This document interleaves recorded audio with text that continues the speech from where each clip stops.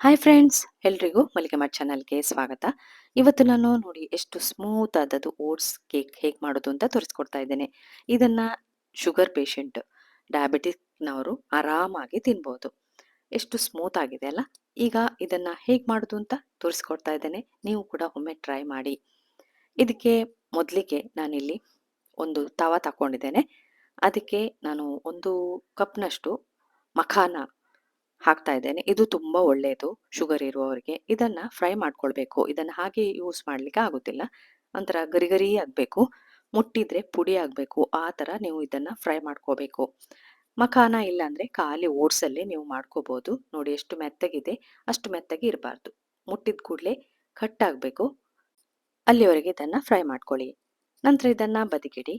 1 ಕಪ್ನಷ್ಟು, ಇಲ್ಲಿ ನೋಡಿ ನಾನು 3/4 ಕಪ್ ಇರ್ಬೋದು. ಚಿಕ್ಕ ಕಪ್ಪಲ್ಲಿ 1 ಕಪ್ನಷ್ಟು ಓಟ್ಸ್ ತಕೊಂಡಿದ್ದೇನೆ. ಇದು ನಾರ್ಮಲ್ ಓಟ್ಸ್, ನೀವು ಬೆಳಿಗ್ಗೆ ಹಾಲಿಗೆ ಹಾಕಿ ಕುಡಿಯುವಂತ ಓಟ್ಸ್.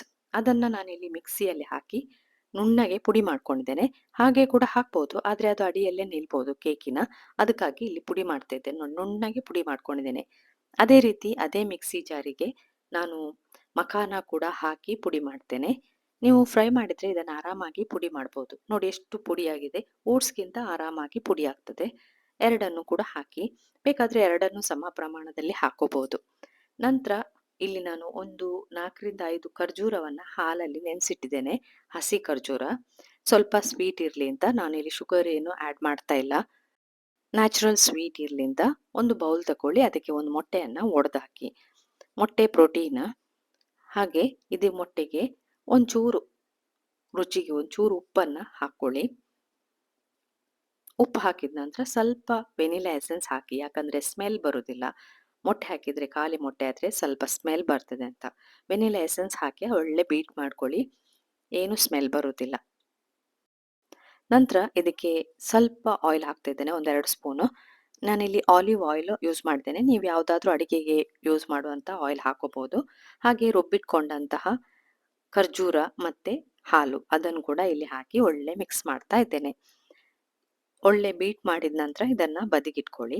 ನಂತರ ಇನ್ನೊಂದು ಬೌಲಲ್ಲಿ ನೋಡಿ ಪುಡಿ ಮಾಡಿಟ್ಕೊಂಡ ಓಟ್ಸ್ ಎಲ್ಲ ಇದೆಯಲ್ಲ, ಅದಕ್ಕೆ 1.5 ಸ್ಪೂನ್ ಅಷ್ಟು ಬೇಕಿಂಗ್ ಪೌಡರ್, ಅರ್ಧ ಸ್ಪೂನ್ ಅಷ್ಟು ಬೇಕಿಂಗ್ ಸೋಡಾ ಹಾಕ್ತಾ ಇದ್ದೇನೆ. ಹಾಗೆ 1-2 ಸ್ಪೂನ್ ಅಷ್ಟು ಕೋಕೋ ಪೌಡರ್ ಕೂಡ ಹಾಕ್ತೇನೆ, ಒಂಚೂರು ಟೇಸ್ಟಿಗೆ ಅಂತ. ಹಾಕಿ ಎಲ್ಲವನ್ನ ಮಿಕ್ಸ್ ಮಾಡಿ. ಪೌಡರನ್ನೇ ಎಲ್ಲವನ್ನ ಸ್ಪೂನಿಂದ ಮಿಕ್ಸ್ ಮಾಡ್ಕೊಳ್ಬೇಕು. ಇದನ್ನ ಆರಾಮಾಗಿ ಶುಗರ್ ಇರುವವರು, ಶುಗರ್ ಪೇಷಂಟ್ ತಿನ್ಬೋದು. ಅವ್ರಿಗೆ ಕೂಡ ಆಸೆ ಇರ್ತದೆ ಒಂದು ಕೇಕ್ ತಿನ್ಬೇಕಂತ. ಈ ರೀತಿ ನೀವು ಮಾಡ್ಕೊಡಿ, ಅವ್ರಿಗೂ ಖುಷಿ ಆಗ್ತದೆ. ಎಲ್ಲವನ್ನ ಮಿಕ್ಸ್ ಮಾಡ್ಕೊಂಡಾಗಿದೆ. ಇದಕ್ಕೆ ಸ್ವಲ್ಪ ಉಪ್ಪು ಸೇರಿಸ್ಕೊಳ್ಳಿ. ರುಚಿಗೆ ಒಂದು ಉಪ್ಪು ಹಾಕೋಬೇಕು. ಹಾಕಿ ಕೂಡ ಎಲ್ಲವನ್ನ ಮಿಕ್ಸ್ ಮಾಡಿ ಇಟ್ಕೊಳ್ಳಿ. ನಂತರ ಮೊಟ್ಟೆ ಒಡೆದ ಬೌಲ್ ಇದೆ ನೋಡಿ, ಅದಕ್ಕೆ ಈ ಪೌಡರ್ ಮಿಕ್ಸ್ಚರ್ ಇದೆ ಅಲ್ಲ, ಅದನ್ನ ಹಾಕೊಳ್ಬೇಕು. ಎಲ್ಲ ಪೌಡರ್ ಮಿಕ್ಸ್ಚರ್ ಅನ್ನ ಹಾಕೊಳ್ಳಿ. ತುಂಬಾ ಸುಲಭ ಕೇಕ್ ಮಾಡ್ಲಿಕ್ಕೆ. ಒಂದು ಅರ್ಧ ಗಂಟೆಯಲ್ಲಿ ನಿಮ್ಗೆ ಬ್ಯಾಟರ್ ರೆಡಿ ಆಗ್ತದೆ. ಮತ್ತೆ ಬೇಕ್ ಮಾಡ್ಲಿಕ್ಕೆ ಅಥವಾ ಬೇಯಿಸ್ಲಿಕ್ಕೆ ಮಾತ್ರ ಇರುವುದು. ಈಗ ನೋಡಿ ಎಲ್ಲವನ್ನ ಮಿಕ್ಸ್ ಮಾಡ್ಕೊಳ್ಬೇಕು ಒಮ್ಮೆ. ಹಾಗೆ ನನ್ನ ಚಾನೆಲ್ ಅನ್ನ ಹೊಸದಾಗಿ ನೋಡ್ತಿರೋರು ಪ್ಲೀಸ್ ಸಬ್ಸ್ಕ್ರೈಬ್ ಮಾಡಿ. ಹತ್ರ ಬರುವ ಬೆಲ್ ಬಟನ್ ಒತ್ತಿದ್ರೆ ನಾನು ಮಾಡಿರುವಂತ ವಿಡಿಯೋದ ನೋಟಿಫಿಕೇಶನ್ ನಿಮಗೆ ತಕ್ಷಣಕ್ಕೆ ಸಿಗ್ತದೆ. ಬೇರೆ ಬೇರೆ ರೀತಿಯ ಅಡುಗೆಗಳನ್ನ ನಾನು ತೋರಿಸ್ತಿದ್ದೇನೆ. ಒಮ್ಮೆ ಟ್ರೈ ಮಾಡಿ. ಹಾಗೆ ಕಮೆಂಟ್ ಹಾಕ್ಲಿಕ್ಕೆ ಮಾತ್ರ ಮರಿಬೇಡಿ. ಬ್ಯಾಟರ್ ನೋಡಿ ಸ್ವಲ್ಪ ದಪ್ಪ ಆಗಿದೆ. ಇದಕ್ಕೀಗ ಏನ್ ಮಾಡ್ಬೇಕಂದ್ರೆ, ನಾರ್ಮಲ್ ನೀವು ಬಿಸಿ ಮಾಡಿ ತಣಿಸಿ ಆರಿಸಿದ ಹಾಲು ಇದ್ರೆ ಅದನ್ನ ಹಾಕೋಬೇಕು. ಫ್ರಿಡ್ಜ್ ಇಂದ ಡೈರೆಕ್ಟ್ ತೆಗೆದು ಹಾಲು ಹಾಕ್ಬೇಡಿ. ಆಗ ಕೇಕ್ ಮಾಡುವಾಗ ಮೇಲ್ಗಡೆ ಕ್ರ್ಯಾಕ್ ಬರ್ತದೆ. ಅದಕ್ಕೆ ನೀವು ತಣಿಸಿ ಆರಿಸಿದ ಹಾಲು ಎಷ್ಟು ಬೇಕೋ ಅಷ್ಟು ಹಾಕೊಳ್ಳಿ. ಬ್ಯಾಟರ್ ಹೇಗ್ ಬರ್ಬೇಕಂದ್ರೆ, ಇಡ್ಲಿ ಬ್ಯಾಟರ್ ಇದೆ ನೋಡಿ, ಅದೇ ಹದಕ್ಕೆ ಬರಬೇಕು. ನಾನೀಗ ಇದಕ್ಕೆ ಬೇಕಾದಷ್ಟು ಹಾಲನ್ನ ಸೇರಿಸಿ ಬ್ಯಾಟರ್ ರೆಡಿ ಮಾಡ್ಕೊಳ್ತೇನೆ.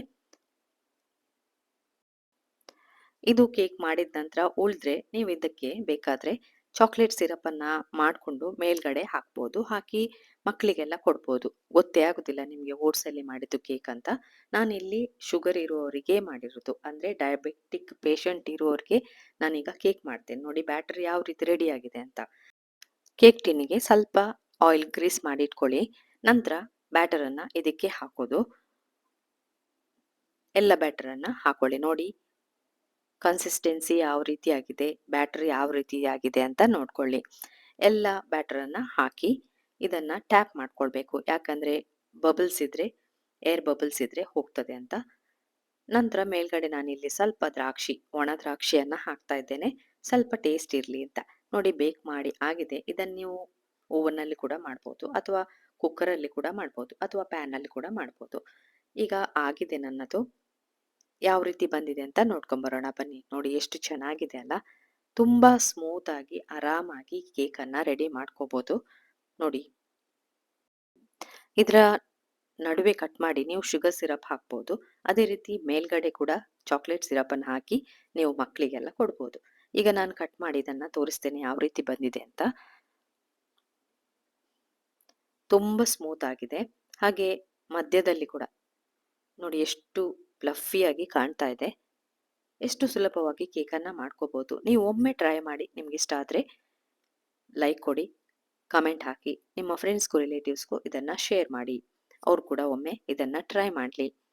ಈ ರೆಸಿಪಿಯನ್ನು ನೋಡಿದ್ರಲ್ಲ, ಇನ್ನು ನಿಮಗೆ ಹೊಸ ರೆಸಿಪಿಯೊಂದಿಗೆ ಸಿಗ್ತೇನೆ. ಪುರ್ಸೊತ್ತು ಮಾಡಿ ನೋಡಿದ್ದಕ್ಕೆ ಥ್ಯಾಂಕ್ ಯು.